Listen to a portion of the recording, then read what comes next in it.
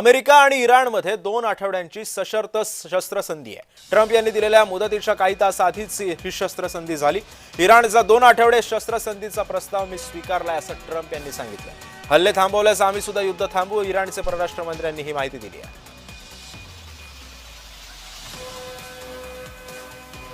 एक प्रकारे हे सीज फायर झालेलं आहे आणि 2 आठवड्यांसाठी अमेरिका आणि इराण एकमेकांच्या विरुद्ध आक्रमक भूमिका घेणार नाही अशी जरी त्यांनी विधानं केलेली असली, अशा प्रकारची जरी घोषणा झालेली असली तरी सुद्धा हे कंडिशनल सीज फायर आहे. म्हणजेच डोनाल्ड ट्रम्प यांनी स्पष्टपणे सांगितलेलं आहे की जर संपूर्णतः खुली होर्मुझची सामुद्रधुनी करण्यासाठी इराणनं पुढाकार घेतला तरच ही शस्त्रसंधी लागू राहील. म्हणजेच येणाऱ्या काळामध्ये जर अमेरिकेला इराण विरुद्ध आक्रमकता वाढवायची असेल तर डोनाल्ड ट्रम्प विधान करतील की होर्मुझची सामुद्रधुनी ही संपूर्णतः इराणनं खुली केली नाही आणि म्हणून आम्ही इराण विरुद्ध अशा प्रकारे आक्रमकता दाखवतोय किंवा अशा प्रकारे हल्ले करतोय.